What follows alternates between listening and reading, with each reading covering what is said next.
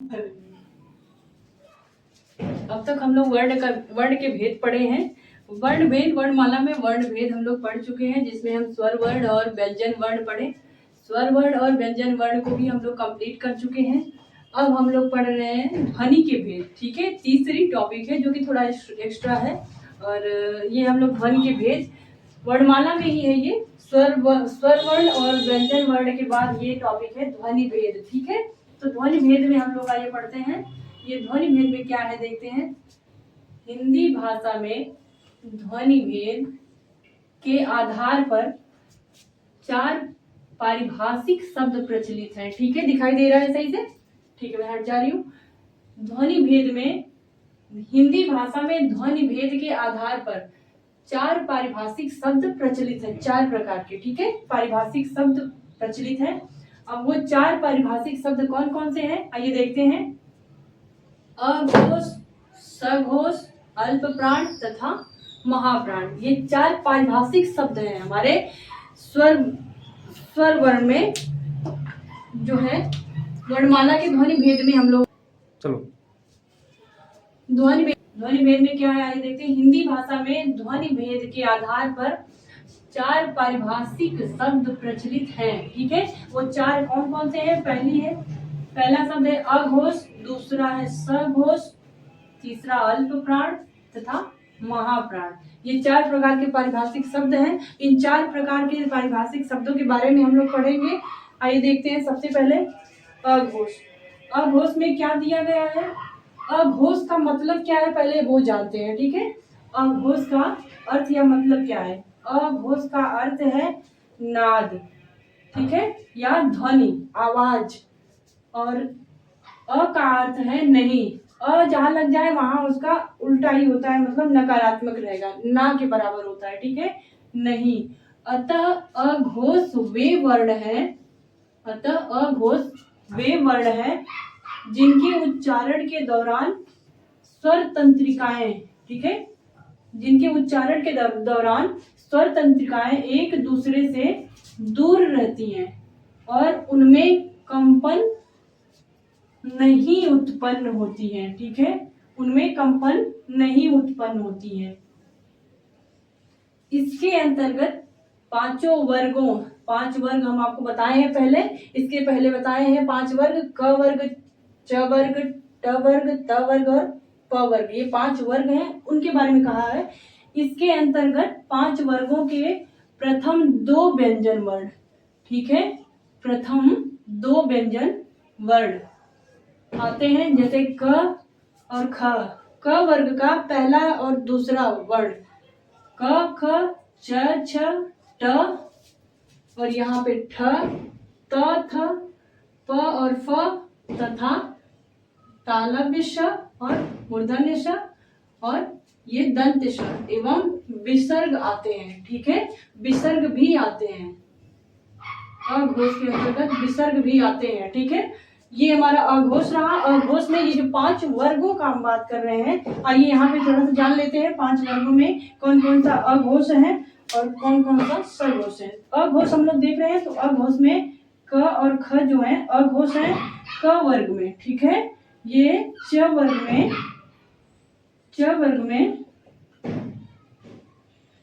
च और छ है। ठीक है, च वर्ग में च और छ है। ट वर्ग में ट और ठ है। त वर्ग में आइए देखते हैं, ये त और थ, ये जो मैं लगा रही हूं ये आपका अघोष के अंतर्गत आएगा। देखिए है ना, ये पहला ये दूसरा, ये पहला और ये दूसरा, ये पहला और ये दूसरा, ये पहला और ये दूसरा, पहला वर्ण और ये दूसरा वर्ण। ठीक है, ये अघोष के अंतर्गत आते हैं।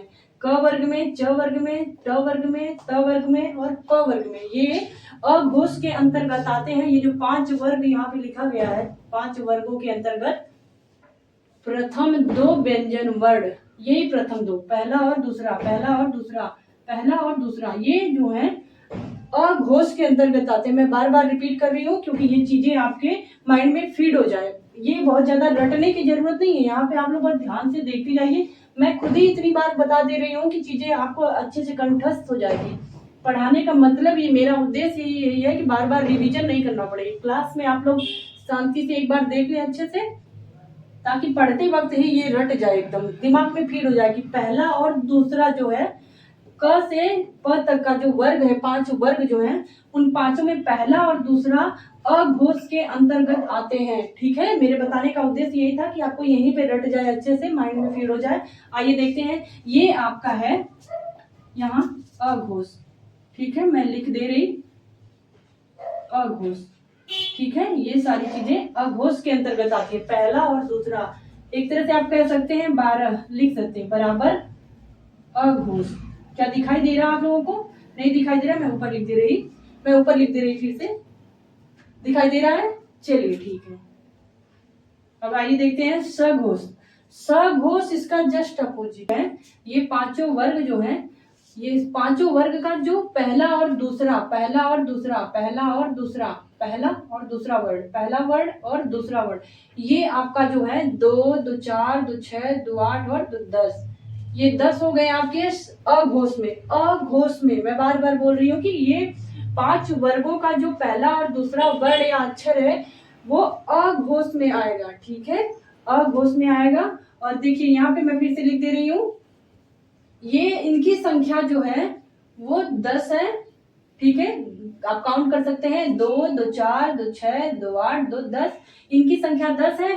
प्लस इसी के साथ इनकी संख्या 10 है, इन्हीं 10 के साथ आपका ये तालव्य श, मूर्धन्य श, दंत श प्लस आपका विसर्ग आ जाएगा। ठीक है, ये सब आपका आएगा अघोष में। ठीक है, मैं अघोष की बात कर रही हूँ, बार बार बोल रही हूँ, अघोष में है ये सब चीजें। ठीक है, ये अघोष के अंतर्गत आएंगे। अब आइए चलिए देख लेते हैं सघोष। सघोष इसका एकदम विपरीत है। ठीक है, जस्ट अपोजिट ही है, अघोष का उल्टा। आप सब लोगों का क्लियर हुआ? अघोष किसे कहते हैं? अघोष के अंतर्गत ये आते हैं, 5 वर्गों का जो अक्षर है पहला और दूसरा, वो अघोष के अंतर्गत आते हैं। और उसके साथ तालव्य श, दंत श आपका और विसर्ग उसके साथ साथ। ठीक है, तालव्य श, दंत श और मूर्धन्य श और विसर्ग, प्लस में विसर्ग साथ में भी रखिएगा उसको। अघोष के अंतर्गत 5 वर्गों के जो पहले और दूसरे लेटर हैं या अक्षर हैं, वर्ड है, 5 वर्गों का जो पहला दूसरा वर्ड है वो, प्लस आपका तालव्य श, मूर्धन्य श, दंत श प्लस विसर्ग, साथ में विसर्ग भी रहेगा, ये सब आपका अघोष के अंतर्गत आते हैं। ठीक है, अब आइए चलते हैं सघोष के बारे में। सघोष का मतलब ये है कि अघोष का उल्टा सघोष। ठीक है, सघोष अघोष का उल्टा है। ठीक है, अब सघोष के बारे में आइए देखते हैं कि क्या दिया है। ऐसी ध्वनियां, ठीक है, ऐसी ध्वनियां, आवाज जिनके उच्चारण में स्वर तंत्रिकाएं, ठीक है, स्वर तंत्रिकाएं एक दूसरे के पास आ जाती हैं। ठीक है, ये चीज आप ध्यान दीजिएगा। इसमें क्या है, अघोष में स्वर तंत्रिकाएं एक दूसरे के पास आ जाती हैं। ठीक है, अब यहां से देखिए, और उनके बीच से वायु निकलती है जिससे स्वर तंत्रिकाओं में कंपन होने लगता है। ठीक है, जिससे स्वर तंत्रिकाओं में कंपन होने लगता है या होती है। ठीक है, प्रत्येक वर्ग के तृतीय, चतुर्थ एवं पंचम वर्ड य, र, ल, व और ह। सघोष के अंतर्गत हम लोग आगे देख रहे थे कि सघोष ऐसी ध्वनियां हैं जिनके उच्चारण में स्वर तंत्रिकाएं एक दूसरे के पास आ जाती हैं। ठीक है, और उनके बीच से वायु निकलती है जिससे स्वर तंत्रिकाओं में कंपन होती है। ठीक है, प्रत्येक वर्ग के तृतीय, चतुर्थ एवं पंचम वर्ग जैसे कि य, र स्वर श्रेणी में आते हैं। ठीक है, ये हम लोग सघोष की बात कर रहे थे। सघोष के अंतर्गत जैसे 5 वर्गों में यहाँ लिखते हैं, सघोष का दिखाई दे रहा है। सघोष में, सघोष के अंतर्गत आइए देखते हैं। अघोष हो गया है सघोष। इसमें 5 वर्ग जो हैं, 5 वर्गों का 3, 4 और 5, तीसरा, चौथा और पांचवा वर्ण जो है अक्षर, जैसे यहाँ देखते हैं हम लोग सघोष में तीसरा और चौथा और पांचवा, ये जो है ये आपका सघोष के अंतर्गत आएगा। ठीक है, ये सघोष के अंतर्गत आएगा। तीसरा, चौथा और पांचवा, ठीक है, तीसरा, चौथा और पांचवा ये सघोष के अंतर्गत आएंगे। ठीक है, आप लोग देख लीजिए एक बार इसको ध्यान से,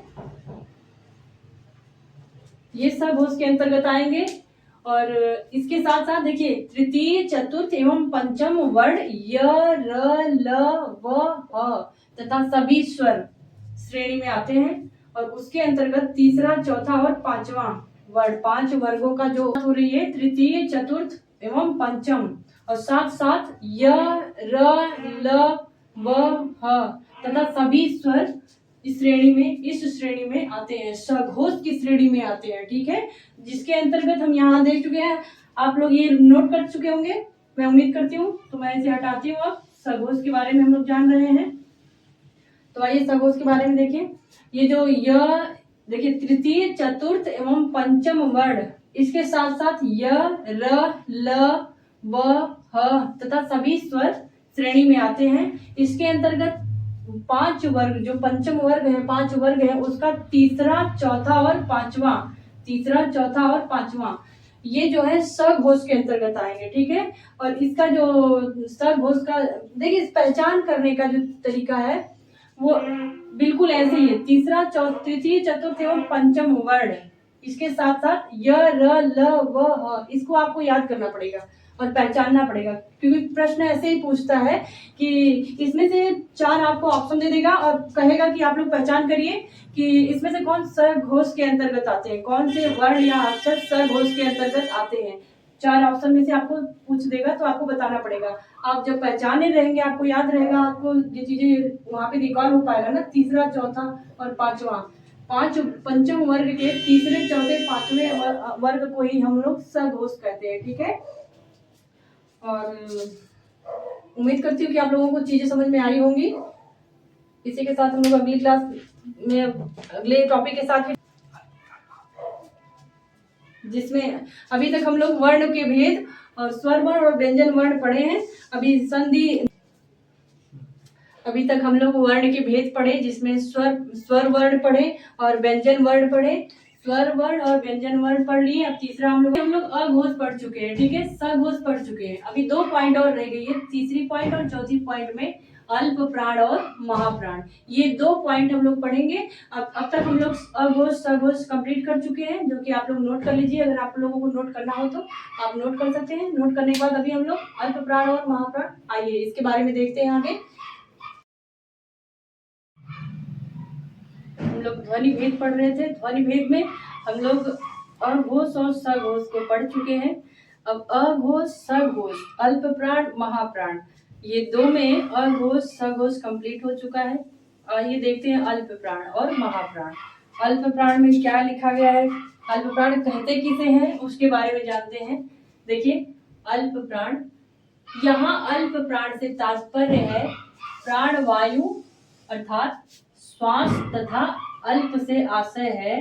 देखिए प्राणवायु अर्थात श्वास तथा अल्प से आशय है कम मात्रा, अतः जिन वर्णों के उच्चारण में मुख विवर से अल्प मात्रा में वायु निकलती है उन्हें अल्प प्राण वर्ण कहते हैं। ठीक है, यहाँ अल्प प्राण से तात्पर्य है प्राणवायु अर्थात श्वास तथा अल्प से आशय है कम मात्रा, अतः जिन वर्णों के उच्चारण में मुख विवर से अल्प मात्रा में वायु निकलती है उन्हें अल्प प्राण कहते हैं। प्रत्येक वर्ग में वर्ग के प्रथम, तृतीय एवं पंचम वर्ण इस श्रेणी में आते हैं। ठीक है, जैसे कि मैं पंचम वर्ण में लिखी थी क वर्ग, च वर्ग, त वर्ग, क वर्ग, च वर्ग, त वर्ग, ट वर्ग, त वर्ग और प वर्ग। पंचम वर्ण का ये जो 5 वर्ग हैं, इन 5 वर्ग के अंतर्गत जो यहाँ पे दिया है ना, प्रथम, तृतीय एवं पंचम वर्ण इस श्रेणी में आते हैं। ठीक है, तो पंचम वर्ण में नहीं लिखी, प्रत्येक वर्ग के प्रथम तृतीय एवं पंचम, जैसे देखिए यहाँ मैं लिखती हूँ प्रथम में, देखिए 5 वर्ग जो है इसका क वर्ग और च वर्ग, ट वर्ग, त वर्ग और प वर्ग, क्या दिखाई दे रहा है? ठीक है। क वर्ग में जो प्रथम तृतीय और पंचम, देखिए क, ख, ग और घ अंगा में ये प्रथम जो है इसमें दिया गया, यहाँ पे ध्यान दीजिए, प्रथम तृतीय और पंचम वर्ण, प्रथम तृतीय और पंचम, ये चीज 1 और ये 3 और ये 5, ठीक है। ये जो है आपका अल्प प्राण के अंतर्गत आता है। ऐसे ही च वर्ग में भी है, ऐसे ही ट वर्ग में भी है, त वर्ग में और प वर्ग में भी, ठीक है। पहला, तीसरा और पांचवा वर्ण जो है वो आपके अल्प प्राण के अंतर्गत आते हैं। देखिए यहाँ पे लिखा भी है प्रथम तृतीय और पंचम वर्ण इस श्रेणी के में आते हैं, ठीक है। अब आइए यहाँ देखते हैं, इसी का जस्ट उल्टा है ये महाप्राण, अल्प प्राण का उल्टा महाप्राण है। महाप्राण में क्या है आइए देखते हैं, जिन वर्गों के उच्चारण में मुख विवर से, ठीक है, मुख विवर से अधिक मात्रा, ये चीज को आप लोग ध्यान दीजिएगा, अधिक मात्रा, इसमें कम मात्रा इसमें अधिक मात्रा में श्वास निकलती है, उन्हें महाप्राण वर्ण कहते हैं। प्रत्येक वर्ग के द्वितीय एवं चतुर्थ वर्ण, ठीक है, द्वितीय और चतुर्थ वर्ण अर्थात ख, घ, छ, झ, ठ, ढ, थ, ध, फ, भ इस श्रेणी में रखे जाते हैं, ठीक है। ये इस श्रेणी मतलब महाप्राण की श्रेणी में रखे जाते हैं। एक बार ये फिर से पढ़ते हैं हम लोग, महाप्राण का क्या है विस्तार, जिन वर्णों के उच्चारण में मुख विवर से अधिक मात्रा में, इसको हम बार बार हिंट इसलिए कर रहे हैं ताकि इस पे आप लोग जोर देके ध्यान दीजिए कि अधिक मात्रा में श्वास निकलती है, उन्हें महाप्राण वर्ण कहते हैं। प्रत्येक वर्ग के द्वितीय एवं चतुर्थ वर्ण, जैसे ये द्वितीय ये हुआ और ये चतुर्थ, ठीक है, ये आपका आएगा महाप्राण, ठीक है, महाप्राण के अंतर्गत आएंगे ये, ठीक है, द्वितीय और चतुर्थ, और ये महाप्राण के अंतर्गत आएंगे। अर्थात ख, घ, जैसे मान लीजिए ख, ये क वर्ग का, हम यहाँ पे भी समझा दे रहे हैं, क वर्ग का क, ख, ग, घ अंगा में आपका ये देखिए प्रथम हो गया, प्रथम वर्ग हो गया, और आपका ये द्वितीय हो गया, ये तृतीय और चतुर्थ और पंचम, तो ये पांचों में आपका प्रत्येक में ये द्वितीय वर्ग, ठीक है, द्वितीय वर्ण और चतुर्थ वर्ण, ये चतुर्थ, यही आपका मिलके महाप्राण बनता है, ठीक है, महाप्राण। तो इस तरह से आप लोग पहचान करिएगा अच्छे से, क्योंकि प्रश्न अक्सर यहाँ से पूछता है। चार आपको एक प्रश्न दे देगा, उसमें से कहेगा कि आपको एक प्रश्न दे देगा। तो आइए एक बार फिर से देखते हैं कि महाप्राण और अच्छा अल्प प्राण और महाप्राण में पहचान कैसे करेंगे, ठीक है। देखिए यहाँ पे दिया था ना कि प्रत्येक वर्ग के द्वितीय एवं चतुर्थ वर्ण जैसे है कि ये द्वितीय है, ये आपका, और ये चतुर्थ है, ठीक है, ये दूसरे नंबर पे है, ये चौथे नंबर पे है, ये आएगा आपका महाप्राण में।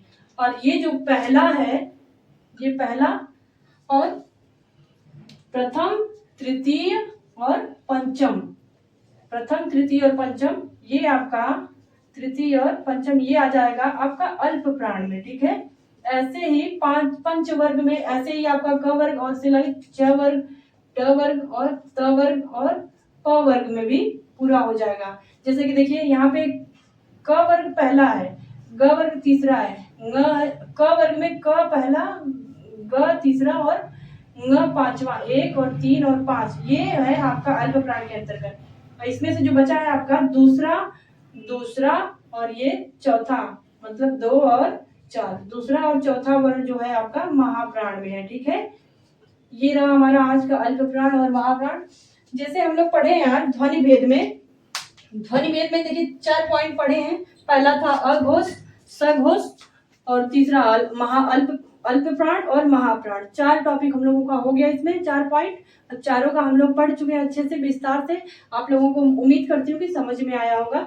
और इसके साथ ये टॉपिक हम लोगों का व्याकरण का जो वर्णमाला का था कंप्लीट हो गया है। अब इसका हम लोग प्रश्न उत्तर भी करेंगे, ठीक है। साथ साथ जो टॉपिक पूरा होती है उसका हम लोग प्रैक्टिस भी करेंगे। कौन सा क्वेश्चन किस वर्ष पूछा है, कहाँ पूछा है, कौन से राज्य की परीक्षा में पूछा है और किस परीक्षा में पूछा है, उसका हम लोग यहाँ पे प्रश्न उत्तर के साथ साथ अध्ययन करते रहेंगे ताकि टॉपिक क्लियर होती जाए, ठीक है। जो टॉपिक पढ़ेंगे उसका हम लोग प्रैक्टिस भी करेंगे यहाँ पे। इस क्लास का हिंदी का यही खासियत है, हिंदी क्लास का, ठीक है। चलिए कल मिलते हैं, नमस्कार।